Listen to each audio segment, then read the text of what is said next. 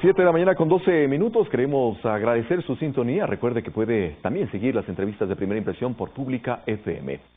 Seguimos. Mejorar la competitividad y productividad y garantizar seguridad jurídica son, entre otros, los elementos que deben profundizarse para que el esquema de dolarización esté blindado ante la dinámica económica. Así lo puntualizaron un ex vicepresidente de la República y un representante del sector exportador al recordar los 20 años de implementación de la dolarización en el Ecuador.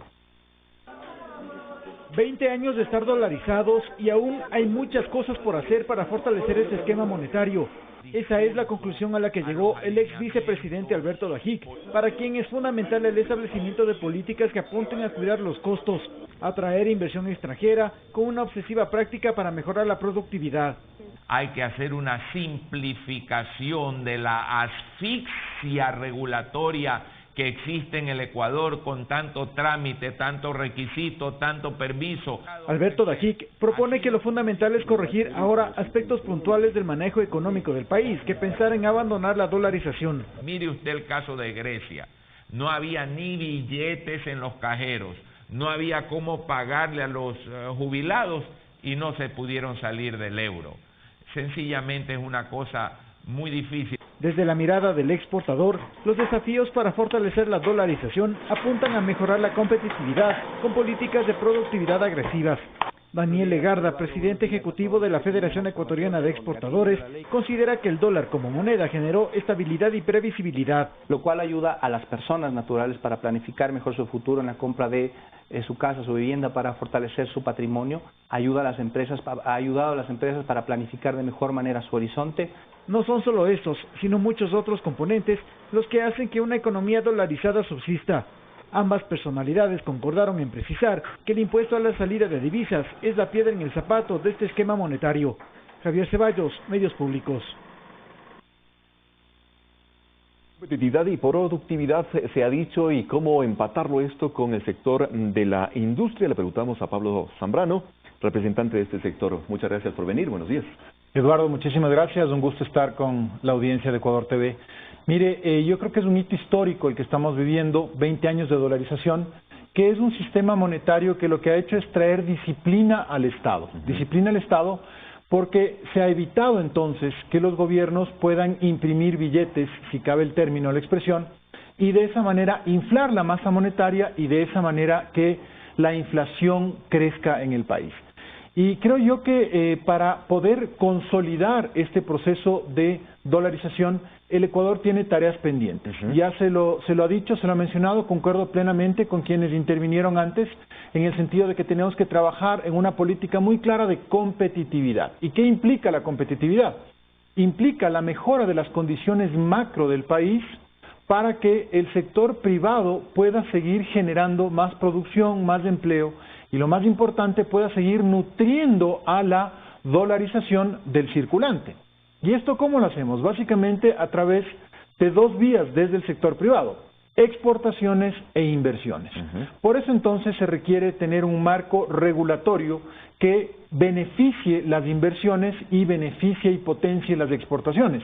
Ecuador tiene un gran potencial en materia exportadora. Hemos visto los datos del año 2019, cómo se ha cerrado, y vemos cómo, por ejemplo, las exportaciones de camarón han superado a las exportaciones de banano.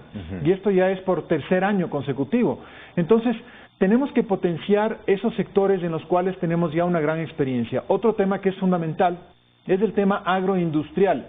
Desde el sector de la industria manufacturera es fundamental que nosotros podamos tener acceso a materia prima que también viene desde el campo. Entonces, eso va a generar un círculo virtuoso a través del encadenamiento productivo, en el cual micro, medianos y pequeños productores pueden vender su producción a los medianos, y de esta manera se puede transformar esa producción y poder exportar, que es hacia donde debemos ir. Ahora, ese compromiso que usted plantea por parte del sector privado, ¿qué tan, digamos, entendido, sincronizado está con la Asamblea Nacional, que por ejemplo es desde donde se tiene que emitir los cuerpos jurídicos, con el Ejecutivo, que es además el colegislador en ese sentido?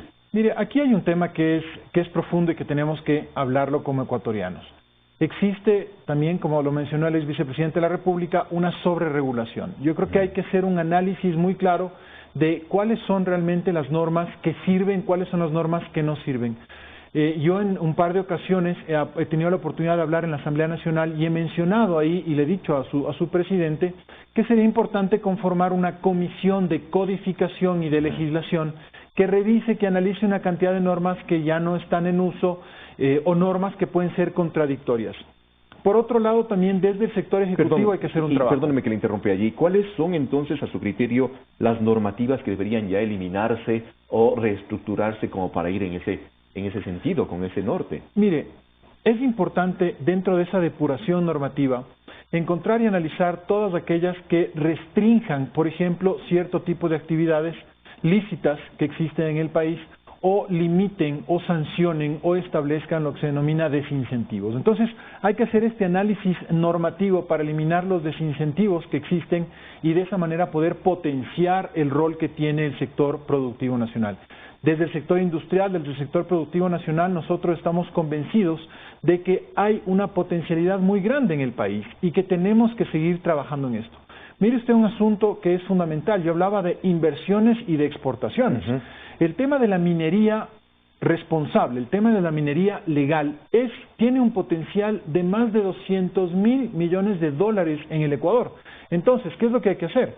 Hay que regular de una manera adecuada la explotación minera en el país, hay que establecer reglas claras, por ejemplo, de protección del ambiente, de protección de fuentes de agua, pero no se puede prohibir una actividad que es absolutamente lícita. No nos olvidemos que donde hay minerales, donde hay minería, va a haber explotación minera. Entonces, la dicotomía está en qué hacemos, minería legal o minería ilegal. Ese es un tema, por ejemplo, en el cual el Ecuador debería entrar en un proceso de especialización. Desde el sector industrial, nosotros vemos con buenos ojos que haya una minería responsable. ¿Por qué? Porque de esa manera hay un encadenamiento productivo con el sector de acero, con el sector de los servicios, el sector de transporte, el sector de la alimentación, el sector agrícola, entre otros sectores, están encadenados alrededor de los proyectos mineros. De otra manera, también yo señalaba que las exportaciones, el potencial de exportaciones es fundamental. Para eso, ¿qué necesitamos? Una agenda de competitividad que permita establecer mecanismos de producción que no encarezcan esas exportaciones. Y por otro lado, también necesitamos una política comercial muy clara en la cual busquemos mercados complementarios donde podamos colocar la producción. Entonces, de esa manera nosotros vamos a poder sostener la dolarización que ha traído un bien muy importante al país, ha traído tranquilidad, ha traído estabilidad a la economía de las personas y del Estado, y algo muy importante que ya también se señaló, ha permitido que la gente pueda planificar sus finanzas y de esa manera poder superarse, todos podemos planificar, por ejemplo, la compra de una casa, la compra de un vehículo, la compra de maquinarias, entre otras cosas. Ya para ir cerrando la entrevista, por favor, la ley de simplificación y progresividad tributaria, la ley del emprendimiento que también fue tramitada hace pocas horas nomás, antes de ayer, en la Asamblea Nacional, ¿cuánto abonan a todo esto que usted menciona? Mire, es muy importante que la Asamblea Nacional expida normas como la ley de emprendimiento, que va a generar condiciones para que los ecuatorianos que están recién iniciando sus actividades productivas puedan tener mayor éxito.